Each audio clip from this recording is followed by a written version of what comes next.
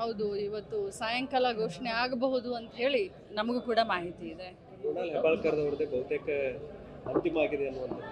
ಏನು ಹೈಕಮಾಂಡ್ ತೀರ್ಮಾನ ತಗೊಳುತ್ತೆ ಅದೇ ಅಂತಿಮ. ಕೆಲಸ ಮಾಡಿ ಅಂತ ಹೇಳಿದರೆ ಯಾವುದೇ ಅಭ್ಯರ್ಥಿ ಕೊಟ್ಟರು ಕೂಡ ಕೆಲಸ ಮಾಡ್ತೀವಿ. ಈ ಬಾರಿ ಮಾತ್ರ ನಮ್ಮ ಬೆಳಗಾವಿ ಕ್ಷೇತ್ರವನ್ನು ಕಾಂಗ್ರೆಸ್ಗೆ ತಗೊಳ್ಬೇಕು ಅಂತ ಪ್ರಯತ್ನ ಮಾಡ್ತೀವಿ. ಬೆಳಗಾವಿ ಜಿಲ್ಲೆಯಾದ್ಯಂತ ರೌಂಡ್ಸ್ ಮಾಡ್ತಾ ಇದ್ರಿ ಆಲ್ರೆಡಿ. ಹೌದು, ಅವರು ಮೊನ್ನೆ ಸವದತ್ತಿ ಎಲ್ಲ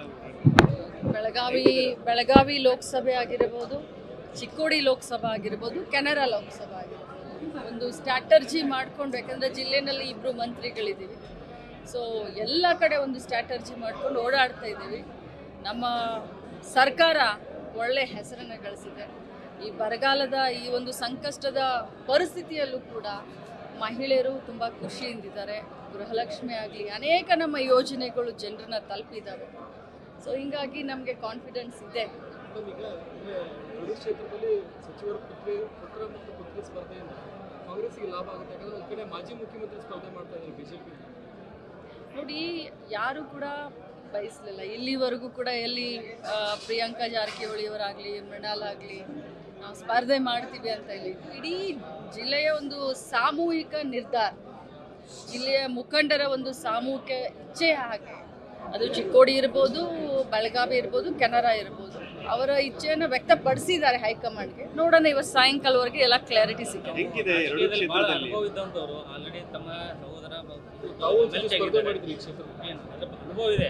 ಆ ನಿಟ್ಟಿನಲ್ಲಿ ತಮ್ಮ ಪುತ್ರನನ್ನು ಯಾವ ಥರ ಗೆಲ್ಸ್ಕೊಂಬರಕ್ಕೆ ನೀವು ಸ್ಟ್ರಾಟಜಿ ಮಾಡಿದ್ರಿ? ಈಗ ನೋಡಿ, ಮತದಾರರ ಮನಸ್ಸನ್ನು ಮಾಡಬೇಕು. ಸ್ಟ್ರಾಟರ್ಜಿ ಎಲ್ಲರೂ ಮಾಡ್ತೀವಿ, ನಾವು ಮಾಡ್ತೀವಿ, ನಮ್ಮ BJP ವಿರೋಧ ಪಕ್ಷದವರು ಮಾಡ್ತಾರೆ. ಆದರೆ ಕೊನೆಯದಾಗಿ ಕೈ ಹಿಡಿಬೇಕಾಗಿರೋದು ಮತದಾರರು. ಸೊ ಮತದಾರರನ್ನ ನಾವು ಏನು ಮುಂಚೆ ವಾಗ್ದಾನ ಕೊಟ್ಟಿದ್ವಿ ಸರ್ಕಾರ ನಮ್ಗೆ ಬರೋಕ್ಕಿಂತ ಮುಂಚೆ, ಸೊ ಅದನ್ನ ತಿಳುವಳಿಕೆ ಹೇಳ್ತೀವಿ ಮತದಾರರಿಗೆ. ಲಕ್ಷ್ಮೀ ಹೆಬ್ಬಾಳ್ಕರ್ ಅವರು ಅಧಿಕಾರವನ್ನು ದುರುಪಯೋಗ ಮಾಡ್ಕೊಂಡಿದ್ದಾರೆ ಅನ್ನುವಂತ ಆರೋಪ ಕೇಳಿದ್ರು. ಸಭೆ ಮಾಡಿದ್ದಾರೆ ಅಂತ ಅಂಗನವಾಡಿ ಕಾರ್ಯಕರ್ತರು. ಇಲ್ಲ, ಸಭೆ ಏನು ಮಾಡಲಿಲ್ಲ. ಅಂಗನವಾಡಿ ಕಾರ್ಯಕರ್ತರಿಗೆ ಇತ್ತೀಚೆಗೆ ತುಂಬ ಕೆಲಸದ ಒತ್ತಡ ಜಾಸ್ತಿ ಆಗ್ತಾ ಇದೆ.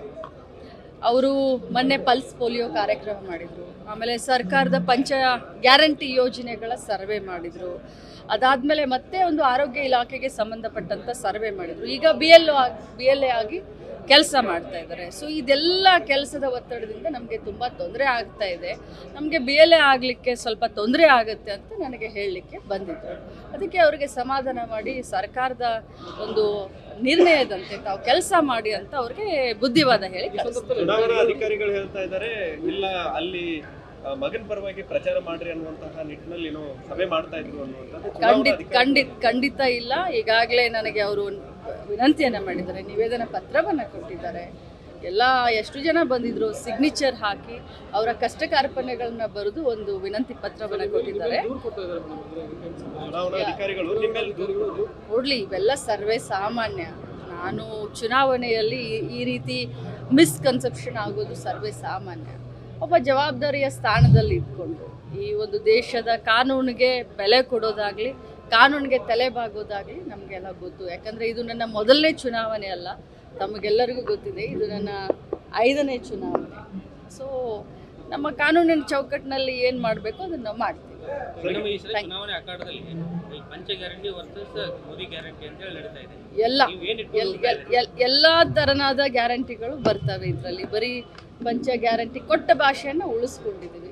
ಸುಮಾರು ವಿಚಾರಗಳು ಬರ್ತವೆ. ಬರ್ತಾ ತಮ್ಮ ಎದುರುಗಡೆನೆ ಎಲ್ಲ ಪ್ರಸ್ತುತ ಆಗುತ್ತೆ. Thank you. ನ್ಯೂಸ್ ಫಸ್ಟ್, ನಿರ್ಭೀತಿಯಿಂದ ನಿಮ್ಮ ಪರವಾಗಿ.